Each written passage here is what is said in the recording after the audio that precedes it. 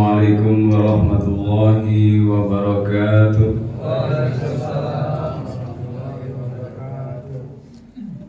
Alhamdulillah, alhamdulillahirabbil alamin, wa bihi nasta'in wa ala umuri dunya waddin. Wassalatu wassalamu ala asrafil anbiya'i wal mursalin, sayyidina wa habibina wa syafi'ina Muhammadin wa ala alihi wa ashabihi ajma'in. Amma ba'd.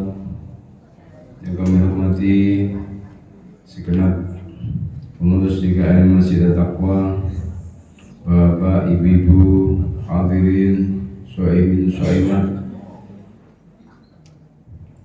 Insyaallah dirahmati Allah Subhanahu wa taala.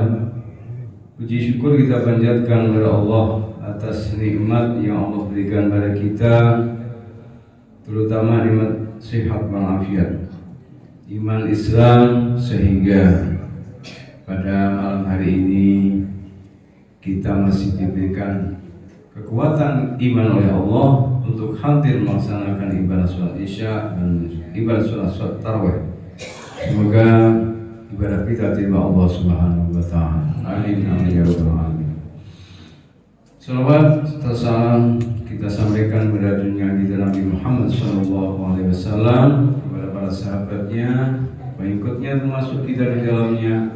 Semoga kelak yaumul kiamah kita semuanya mendapatkan syafaatnya. Amin amin ya rabbal alamin.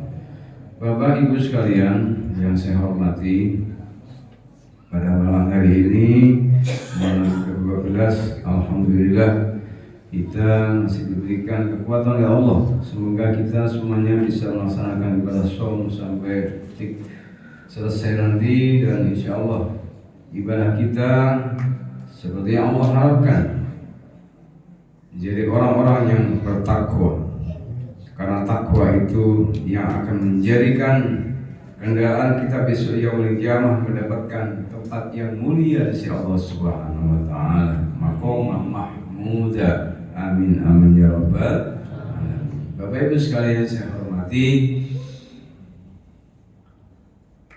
ibadah pokok adalah sholat fardu, seperti yang sudah kita sering dengar dari para khatib, para mubaligh yang menyampaikan tausiahnya.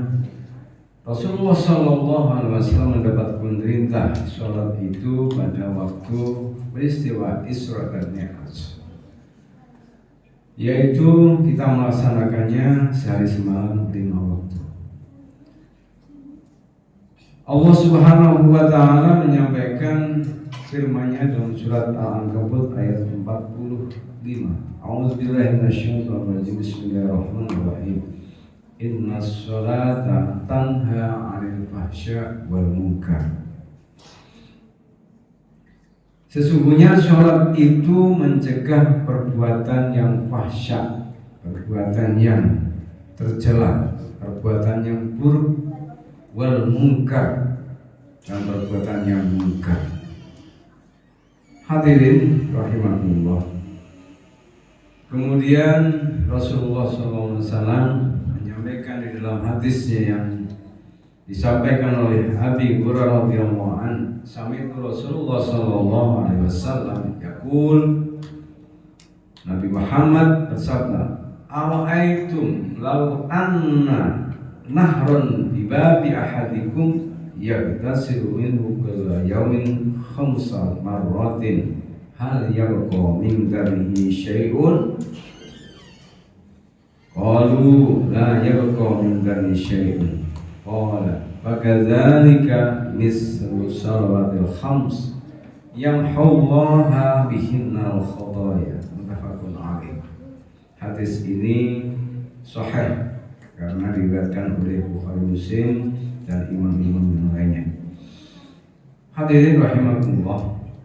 Pada suatu ketika Rasulullah SAW menyampaikan kepada para sahabatnya, "Ara'aitum, apakah kamu melihat seandainya lau anna nahrun bi babi ahadikum, seandainya ada sungai Bibabi ahadikum, di depan pintu kamu sekalian, yaghtasilu kulla yaumin, kamu mandi setiap hari, khamsa marratin, 5 kali. Hal yabqa min darnihi syai'un, kata Rasul, apakah kira-kira ada daging atau kotoran yang melekat pada tubuhmu? Qalu, sahabat menjawab, la yabqa min darni syai'un, tentunya tidak ada Rasulullah. Badan kita akan bersih karena 5 kali mandi dengan air yang bersih. Bapak Ibu sekalian yang saya hormati, tentunya bapak-bapak yang hadir pada malam hari ini, dulu waktu masih di kampung, mungkin yang punya kampung sering mandi di sungai.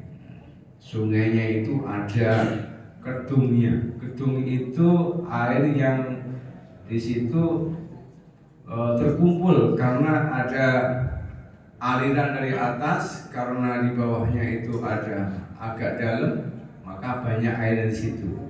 Anak-anak itu melompat di atas, naik lagi. Nah, itu masa-masa kecil yang indah, di mana anak-anak itu senang bermain, karena itulah anak-anak zaman sekarang. Karena semakin zaman semakin maju, tidak ada namanya sungai yang seperti itu. Dulu ceritanya di sini juga masih ada, karena banyak perkembangan zamannya akhirnya jadi rumah. Tentunya yang ada sekarang mungkin di pinggir-pinggir pantai sana, anak-anak di pinggir pantai itu masih ada yang seperti ini. Kembali kepada orang yang mandi sehari semalam 5 kali, tidak ada kotoran yang melekat tubuh kita.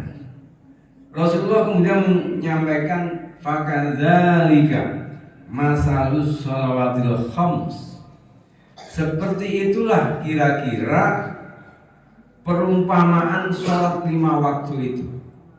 Yamhullaha bihinnal khadaya, Allah akan menghapus semua kesalahan keburukan kita. Subhanallah. Jadi Bapak Ibu sekalian, di sini ada hadis yang menyampaikan, di dalam hadis yang lain yang diriwayatkan oleh rawi Muslim, Rasulullah SAW menyampaikan, as-shalawatul khamsu wal jum'atu ila jum'ati kafaratun lima bainahunna. Salat dan satu dengan salat yang lain, dan salat Jumat itu antara Jumat satu dengan yang lainnya, kafaratun lima bainahunna, menjadikan kafarat, pembersih dosa-dosa yang kita lakukan antara subuh dengan zuhur, apabila kita melakukan perbuatan dosa kecil. Ini salahnya dosa kecil ya, bukan dosa besar. Kalau dosa besar itu perlu adanya taubat, yang kemarin kita dengarkan, perlu taubat, kemudian tidak mengulangi lagi perbuatan kita, kemudian kita iringi dengan perbuatan amal-amal soleh. Insya Allah akan diterima taubat kita oleh Allah Subhanahu Wa Taala. Nah, ini kafarat lima bainahunna itu menjadikan sholat satu dengan yang lainnya itu kafarat, pembersih dosa yang kita lakukan. Itu dosa kecil, dosa mengumpat, dosa kita berbincang-bincang perbuatan kotor, atau mata kita melihat suatu kemaksiatan, tangan kita melakukan kemaksiatan, kaki kita kemaksiatan, insya Allah akan kafarat lima bainahunna, akan diampuni oleh Allah Subhanahu Wa Taala. Bapak Ibu yang saya hormati,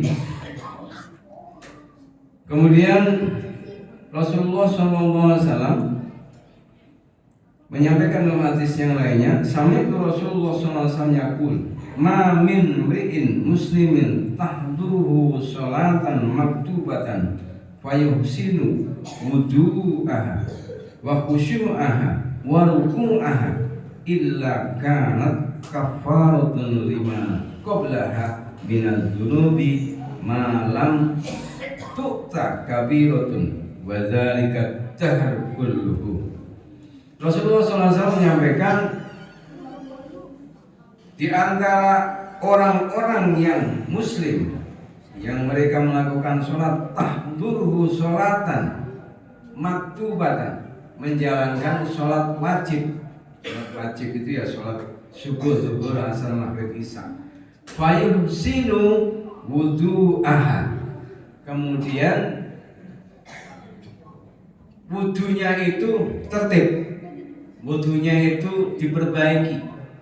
Jadi tidak langsung wudu cepat-cepat mau kemana kita. Jadi pelan-pelan.